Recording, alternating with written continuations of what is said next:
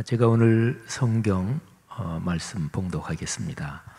히브리서 12장 14절부터 17절까지 기록된 말씀입니다. 거룩하신 하나님의 말씀입니다. 모든 사람과 더불어 화평함과 거룩함을 따르라. 이것이 없이는 아무도 주를 보지 못하리라. 너희는 하나님의 은혜에 이르지 못하는 자가 없도록 하고 또 쓴 뿌리가 나서 괴롭게 하여 많은 사람이 이로 말미암아 더럽게 되지 않게 하며 음행하는 자와 혹 한 그릇 음식을 위하여 장자의 명분을 판 에서와 같이 망령된 자가 없도록 살피라. 너희가 아는 바와 같이 그가 그 후에 축복을 이어받으려고 눈물을 흘리며 구하되 버린 바가 되어 회개할 기회를 얻지 못하였느니라. 아멘. 자기 관리가 철저한 사람들이 있습니다.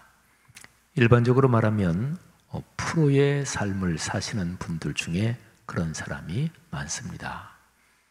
한참 전의 일입니다. 어느 언론 인터뷰에서 세계적인 피아니스트 백건우 선생님이 하루 연습하는 시간이 얼마나 되는가를 듣고 깜짝 놀란 일이 있습니다. 백건우 선생님에 관해서 다시 찾아보니까 하루 6시간에서 7시간을 연습한다고 합니다. 2011년 인터뷰 내용입니다. 이분이 지금 나이가 75세신데 2011년이면 66세 때입니다. 예술가로서 정신적 긴장을 늦추지 않고 끊임없이 노력하는 분이지요. 평범하게 사는 사람들 중에서도 또 자기 관리를 잘 하시고 반듯하게 또 아름답게 살아가시는 분들이 많습니다. 날마다 반복되는 일상이 무의미한 것 같지만 반듯하고 진실하고 겸허하게 사시는 분들은 자기 관리에 엄격합니다. 자기 관리의 중점은 내 삶의 핵심 가치를 먼저 분명히 하고 그거를 중심에 놓고 거기에 우선순위를 두고 사는 것입니다. 일상에서 보람과 기쁨을 느끼면서 삶의 여정을 걸어가는 분들은 누구나 핵심 가치가 분명해요. 내 삶에서 제일 중요한 것, 우선순위를 둬야 되는 것, 이것이 분명하지요. 삶의 핵심 가치가 무엇인가를 분명히 알고 이를 중심으로 삶을 가꾸며 살아가는 여러분들, 우리 모두가 되기를 바랍니다. 그리스도인들이요, 여러분의 삶에서 핵심 가치가 무엇입니까? 한번 자기 삶을 돌아보세요. 뭐가 핵심 가치입니까? 그 핵심 가치를 위해서 여러분은 무엇을 멀리하고 또 무엇에 집중하십니까? 여러분의 시간과 돈과 정신적 에너지를 아낌없이 쏟아붓는 데가 어디입니까? 시편 1편을 보십시오. 이 아름다운 시에서 핵심 가치는 하나님의 복입니다. 하나님이 주시는 복을 누리며 산다는 것을 핵심 가치로 삼고 그렇게 사는 사람, 어떻게 사는 것일까요? 자, 이런 사람이 절대로 하지 않는 것, 그래서 이거는 절대로 하면 안 된다, 그래서 엄하게 경계하고 멀리하는 것이 3가지가 있대요. 자, 1절에 기록되어 있습니다. 복 있는 사람은 악인들의 꾀를 따르지 아니하며 죄인들의 길에 서지 아니하며 오만한 자들의 자리에 앉지 아니하고. 아멘. 보세요. 악인들의 꾀를 따르는 것, 죄인들의 길에 서는 것, 오만한 자들의 자리에 앉는 것, 이 셋은 복 있는 사람이 절대로 하지 않는 것입니다. 그렇게 하면 복을 받지 못하고 또 당연히 복을 누리지도 못한다는 것을 이 복 있는 사람은 너무나 잘 알기 때문에 그렇습니다. 여러분 주변에 성공한 분들이 있지요. 아주 존경받으면서 성공한 분들 말이죠. 근데 그 성공한 분들, 그분들이 나는 이렇게 해서 성공했습니다, 만일에 그런 얘기를 한다면 그런 얘기는 귀 기울여 들을 만한 아주 중요한 가치가 있는 거지요. 말하자면 시편 1편은 하나님의 복을 받아 누리는 바로 여기에서 성공한 사람의 이야기입니다. 자, 그러면 그런 사람이 세 가지, 이거는 절대로 하지 않는다, 그러니까 무엇을 하지 않는다, 이거는 알겠는데 복 있는 사람이 반드시 하는 것, 그것이 무엇일까요? 2절에 기록이 되어 있습니다. 말씀을 묵상하는 것입니다. 오직 여호와의 율법을 즐거워하여 그의 율법을 주야로 묵상하는도다. 아멘. 자, 세 가지를 엄격하게 멀리하고 오로지 말씀을 묵상하는 일에 힘쓰는 사람은 시냇가에 심은 나무와 같습니다. 철을 따라 열매를 맺습니다. 가뭄이 들어도 그 사람을 나무로 비유한다면 그 사람의 나무는 마르지 않고 그 잎사귀가 마르지 않습니다. 하나님께서 그런 사람을 인정하십니다. 복을 주십니다. 성도 여러분, 여러분의 삶이 이런 삶이 되기를 주님의 이름으로 축복합니다. 히브리서 12장 14절부터 17절, 이 네 절은요 아주 멋지게 완결된 한 덩어리의 가르침입니다. 헬라어 원문 구조를 보면 이 네 절이 완결된 한 덩어리다, 이게 아주 분명합니다. 14절, 15절, 16절 이 세 절은 헬라어에서 한 문장인데 느낌표로 끝나고요. 그리고 이제 17절은 16절의 내용에 이어지는 16절의 추가 설명입니다. 자, 전체 네 절의 핵심 가치는 하나님을 만난다, 그리고 하나님을 뵙는다, 그분의 품에 안긴다, 이것입니다. 자, 기독교의 구원에 관해서 잠깐 한번 생각해 볼까요? 범죄의 결과는, 타락의 결과는 하나님 앞에서 추방당하는 것입니다. 창세기 3장에 이것이 아주 명백하죠. 아담과 하와가 죄를 짓고 에덴에서 쫓겨납니다. 하나님으로부터 쫓겨나는 것이죠. 구원은 우리 아버지신 하나님의 품으로 다시 돌아가는 것입니다. 그분을 만나고 그분의 얼굴을 뵙고 그분 품에 다시 안기는 것이 구원입니다. 누가복음 15장에 나오는 탕자의 비유가 이 구원을 아주 그림처럼 보여줍니다. 자, 그러면 질문이 있습니다. 하나님을 뵈려면, 그분을 만나려면 어떻게 해야 하나요? 두 가지에 힘써야 합니다. 평화, 거룩함. 이 두 가지를 갈망하며 이 평화와 거룩함을 살아내도록 아주 온몸을 다해서 힘써야 합니다. 히브리서 12장 14절 내용이 바로 그런 내용을 담고 있습니다. 모든 사람과 더불어 화평함과 거룩함을 따르라. 이것이 없이는 아무도 주를 보지 못하리라. 아멘. 하나님을 뵙기를 갈망하며 평화와 거룩함을 살아내는 이 핵심 가치에 온 힘을 쏟으며 사는 사람, 그 사람이 꼭 주의해야 하는 것이 세 가지가 있습니다. 그게 바로 15절, 16절에 기록이 되어 있어요. 자, 오늘 제 설교 본문 히브리서 12장 14절부터 17절 이 네 절의 구조를 제가 한번 도표로 보여드리도록 하겠습니다. 자, 핵심은 14절입니다. 14절은 평화와 거룩함을 추구하며 열망하며 그렇게 살아라 하는 것이고요. 그리고 14절에 이어지는 그 아래 내용은 주의하라, 여기에 다 걸려 있습니다. 헬라어 원문에 15절이 시작될 때 주의하라, 다음의 사실을 꼭 기억하고 주의하라, 이런 단어가 있어요. 그래서 거기에 세 가지가, 자, 첫 번째 주의할 것, 그게 15절 전반부 15절 A에 나옵니다. 두 번째 주의할 것 15절 후반부 15절 B에 나오고요. 마지막 세 번째로 주의할 것은 16절에 기록이 되어 있습니다. 그리고 17절은 아까 말씀드린 것처럼 16절에 대한 추가 설명입니다. 여러분, 헬라어 이 원문으로 보면은요, 말씀드린 대로 14절에서 15절로 넘어갈 때 15절 제일 처음에 다음의 것들 이 세 가지에 주의하라, 주의하라는 단어가 있어요.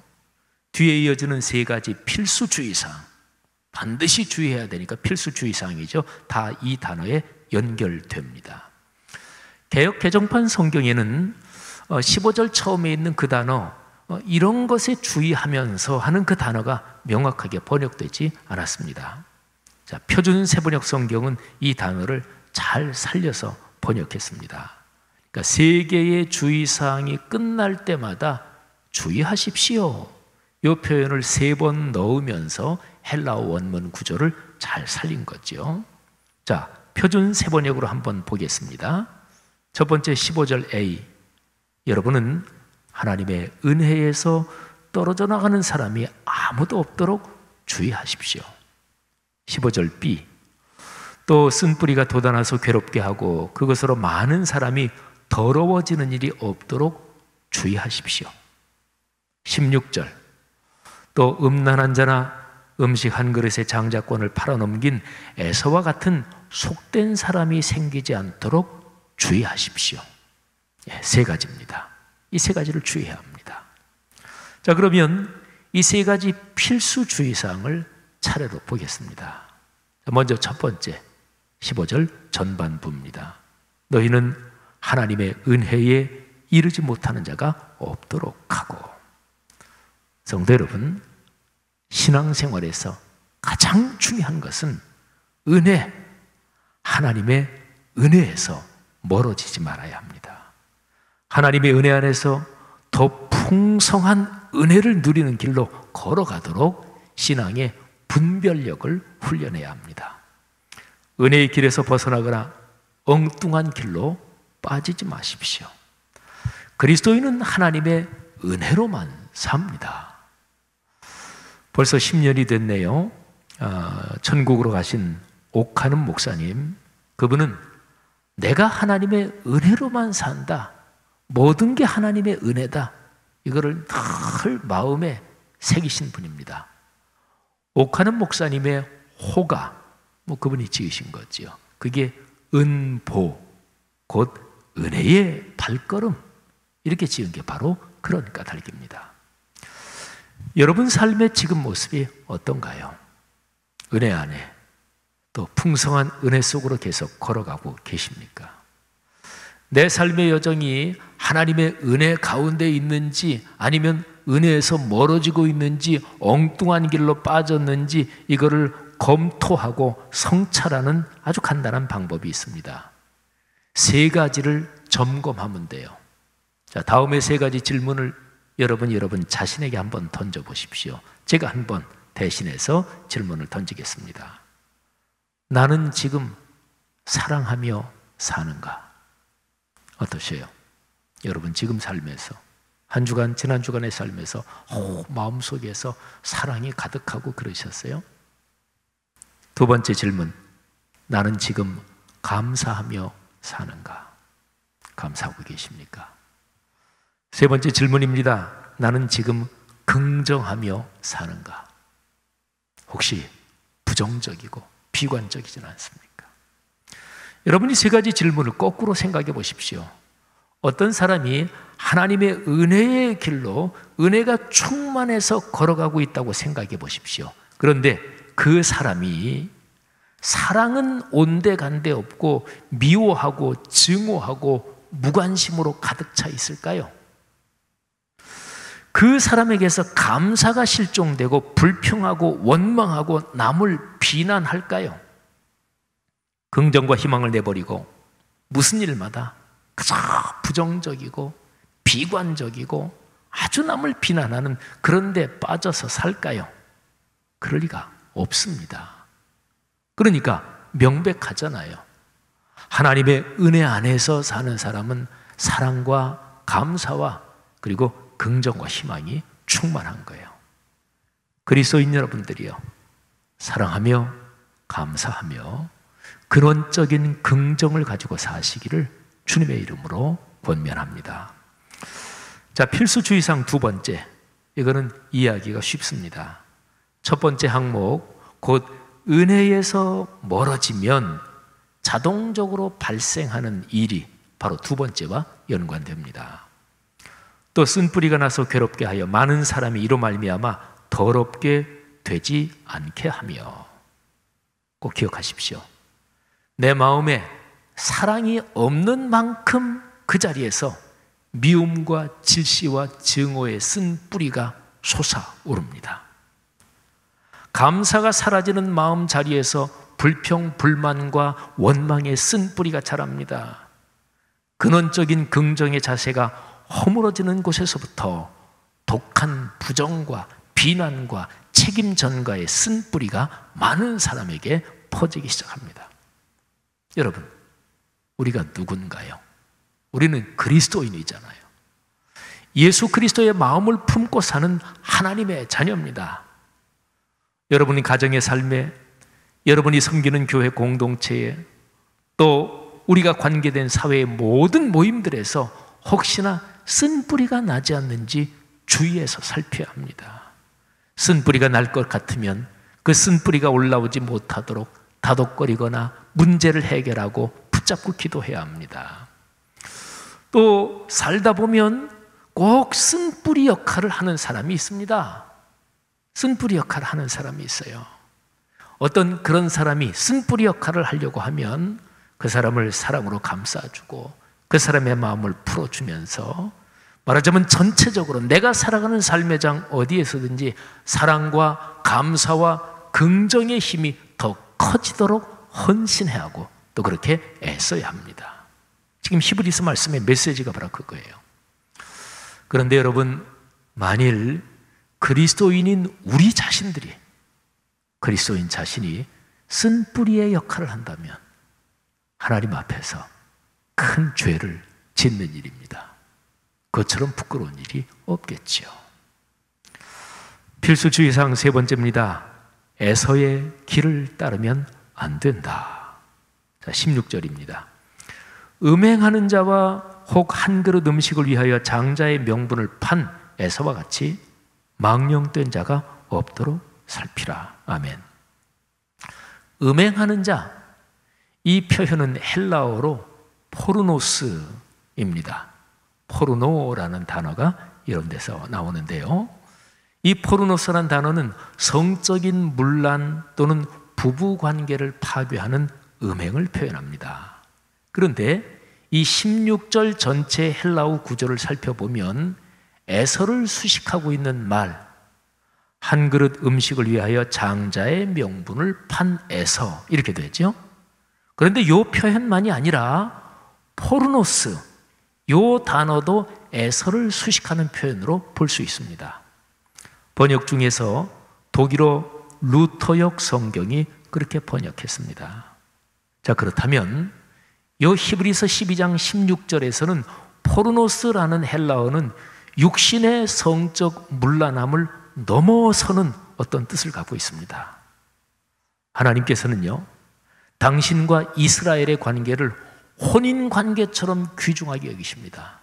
그런데 이스라엘 민족이 우상을 섬김으로써 이를 깨뜨렸죠. 영적인 간음, 영적인 포르노스입니다. 에서를 보십시오. 자기 할아버지 아브라함 그리고 아버지 이삭, 이렇게 이어지는 하나님의 영적인 법통이 장자인 에서에게 이어져야 할 것인데 에서는 영적인 가치를 귀한 것으로 여기지 않았습니다. 세상이 더 좋았습니다. 영적인 포르노스, 영적인 간음이지요. 그리스도인 여러분, 히브리서 12장 14절부터 16절까지 나오는 세 가지 필수주의사항, 이거는 모두가 다 연결되어 있습니다. 제일 중요한 것은 하나님의 은혜에서 멀어지지 말라고 하는 첫 번째 주의사항, 이게 심장입니다. 자, 두 번째 주의사항, 쓴뿌리가 솟아나는 거, 이거는 은혜의 길에서 벗어나면 그러면 자동으로 삶에 쓴뿌리가 솟아납니다. 밝은 빛이 이게 어디로 가버리면 자동적으로 어둠이 찾아들잖아요. 마찬가지 원리입니다. 은혜의 길에서 벗어나면 어떤 삶을 살아가게 되나요? 예를 들면 어떤 삶의 모습인가요? 그게 바로 에서입니다. 세 번째 주의사항이 바로 그거잖아요. 16절에 이어지는 내용을 담고 있다고 제가 말씀드린 17절을 한번 볼까요? 너희가 아는 바와 같이 그가, 에서가 그 후에 축복을 이어받으려고 눈물을 흘리며 구하되 버린 바가 되어 회개할 기회를 얻지 못하였느니라. 아멘. 에서가 눈물을 흘렸습니다. 장자권을 팥죽 한 그릇에 팔아먹고 난 다음에 나중에 내가 장자인데, 근데 벌써 동생 야곱이 장자의 축복을 다 받았어요. 에서가 아버지 앞에 가서 눈물을 흘리면서 축복을 구했습니다. 그런데 에서의 그 눈물은 회개의 눈물이 아니었습니다. 에서는 장자권도 세상의 성공이나 소유처럼 생각했습니다. 저는 이 구절을 묵상하면서 목회자인 저 자신, 또 우리 그리스도인 지도자들을 생각했습니다. 목회자 여러분, 목회자에게 목회 그리고 교회를 이끄는 여러 활동이 무엇입니까? 그것들이 목회자의 소유고 목회적 성공의 도구입니까? 사랑하는 장로님, 권사님, 집사님, 교회 공동체의 지도자 여러분, 여러분이 받은 직분과 교회에서 섬기는 여러분이 맡은 그 직무들이 무엇입니까? 그것들이 나를 내세우고 내 존재감을 드러내는 수단입니까? 요즘 예배에 관해서 대면 예배, 비대면 예배 등 사회적으로 또 교회적으로도 논란이 많습니다. 그런데 정작 중요한 것은 예배의 형태보다 예배의 정신이 더 중요합니다. 그는 구약부터 신약에 이르기까지 전체적인 성경 하나님의 말씀이 계속해서 지적하고 있는 거예요. 이사야 시대 예배 형태는 훌륭했습니다. 성전 찬양대도 훌륭했습니다. 제물도 참으로 풍요로웠습니다. 그런데 하나님께서 성전에 오지 마라, 내가 제물 더 이상 받지 않는다, 짐승들의 피냄새에 질렸다 말씀하셨습니다. 하나님께서 말씀하신 것은 예배의 형태가 아니었습니다. 그들의 마음에 진실함이 없는 예배, 하나님을 사랑하고 경외함이 없는 예배, 말하자면 예배의 정신 문제였습니다. 예배는 목회자나 그리스도인의 소유물이 아닙니다. 사회적 항의의 수단이 아닙니다. 오로지 하나님께만 영광을 올리는 거룩한 행위가 바로 예배입니다. 에서는 장자권을 자기 소유로 생각했고 성공의 도구로 여겼습니다. 장자권을 뺏긴 것이 분했고 그래서 울었습니다. 에서는 버림받았습니다. 회개할 기회를 얻지 못했습니다. 성도 여러분, 이제 오늘 설교의 전체 내용을 다시 한번 도표로 정리해 보겠습니다. 자, 히브리서 12장 14절부터 17절. 중요 내용은 핵심은 14절입니다. 평화와 거룩함을 갈망하며 그렇게 살도록 힘쓰셔야 합니다. 그렇지 않으면 주님을 뵙지 못합니다. 주님을 뵙고 주님을 만나고 주님의 품에 안겨야 주님께로부터 오는 온갖 복과 아름다운 삶을 누릴 거 아니겠어요? 자, 근데 거기에서 주의해야 될 사항이 세 가지가 있습니다. 첫 번째 15절 A, 은혜에서 멀어지면 절대로 안 됩니다.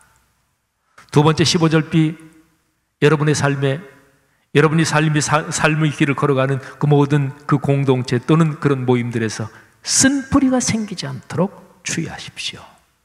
마지막 세 번째, 에서의 길을 걷지 마십시오. 사랑하는 말씀삼 공동체 가족 여러분, 한국교회 모든 성도 여러분, 은혜의 길로 걸어갑시다. 이 길에서 벗어나지 마십시오. 사랑과 감사 그리고 긍정과 희망이 늘 넉넉하도록 여러분의 마음과 영혼을 지키고 가꾸어 가시기를 바랍니다. 코로나19로 삶의 상황이 많이 어렵고 마치 바다로 생각하면 풍랑이 있는 배가 심하게 흔들리는 것 같은 오늘날 우리 사회의 삶이고 오늘날 세계가 그렇지만, 그러나 예수 그리스도께서 이끄시고 하나님께서 함께 하시면 그런 상황도 은혜의 바다, 하나님이 축복하시는 은혜의 섭리 가운데로 걸어가는 길일 수 있습니다. 예수 그리스도께서 이끄시는 은혜의 바다로 힘차게 항해하시는 여러분과 저 우리 모든 성도들 되시기를 주님의 이름으로 축복합니다. 자, 오늘 들은 말씀 가슴에 끌어안고 우리 찬양 하나님 앞에 올리겠습니다. 찬송가 302장인데요. 내 주 하나님 넓고 큰 은혜는 저 큰 바다보다 깊다. 너 곧 닷줄을 끌러 깊은 데로 저 한가운데 가보라. 언덕을 떠나서 창파의 배 띄워 내 주 예수 은혜의 바다로 내 마음껏 저어가라. 코로나 때문에 어려운 삶 또 상황이 쉽지 않습니다. 하지만 주님께서 함께 계시면 이 상황도 역설의 은혜, 반전의 은혜 많이 들었잖아요. 은혜의 바다가 될 것을 확신하면서 그런 찬양의 고백을 할 때 성령께서 찬양 부르는 중에 여러분의 마음과 영혼을 안수하시고 새 마음과 새 영을 주실 것입니다. 다 함께 찬양합니다.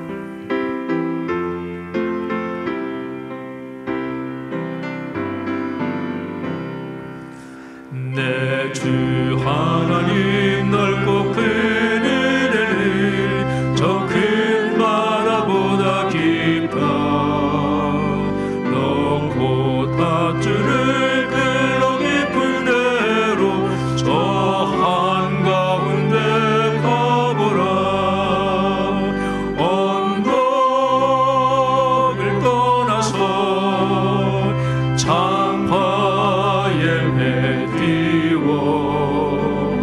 내 주 예수 은혜의 바다로 내 맘껏 저가라. 왜 너 인생을 언제나 거기서 저 큰 바다 물결 보고 그 빛 모으는 깊은 바다 속을 한 번에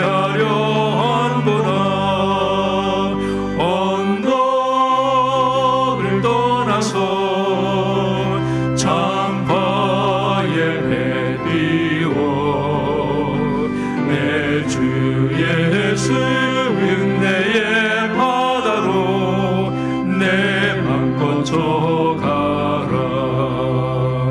많은 사랑이